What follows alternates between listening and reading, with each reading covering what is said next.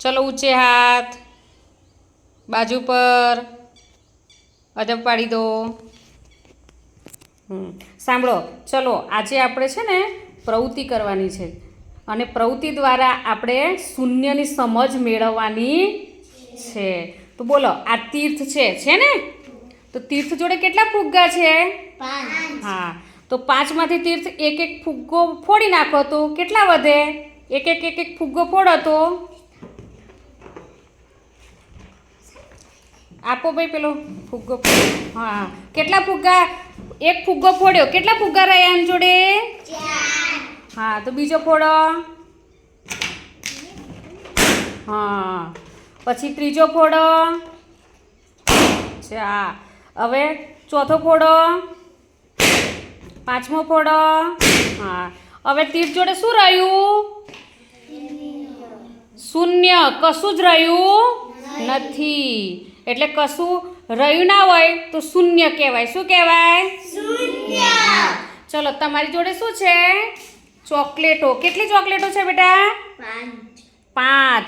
ચલો, એક એક ચોકલેટ આપી દો તો બધાને. હા, તો કેટલી રહી ચોકલેટ? 4. હા, તો બીજી ચોકલેટ બીજાને આપો તો કેટલી રહી? 3. હા, તો એક બીજી ચોકલેટ ત્યાં બીજાને આપો, બીજા બાળકને. કેટલી રહી? 2. હા, તો 2 રહી, ત્યાંમાંથી એક ચોકલેટ આપો. કેટલી રહી? 1. હા, તો એક ચોકલેટ તમે લઈ લો. તો શું રહ્યું હવે?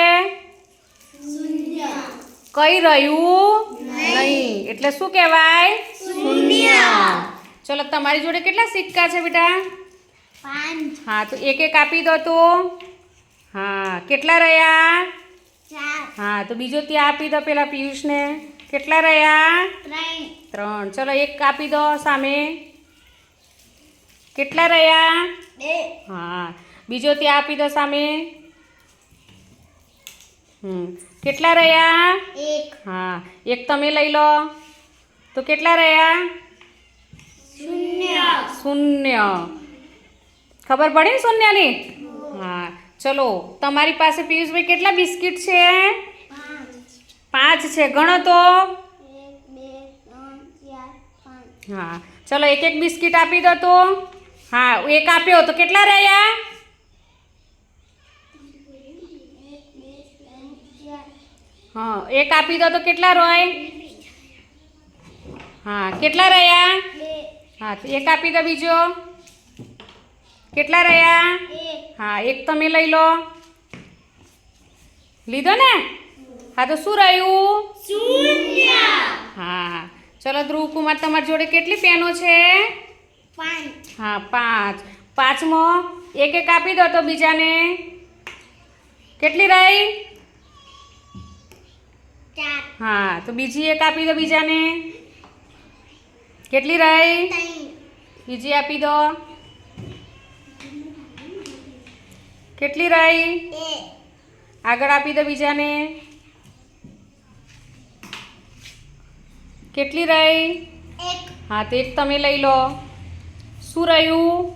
શૂન્ય. હા, જે આપણે કશી વસ્તુ રહી ના હોય ને એ શૂન્ય કહેવાય. શું કહેવાય? શૂન્ય.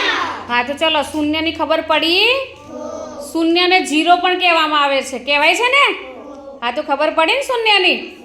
હા, તો મિત્રો, તમને આ વિડીયો ગમ્યો હોય તો લાઈક, શેર અને સબસ્ક્રાઈબ ચોક્કસથી કરજો. Bye bye.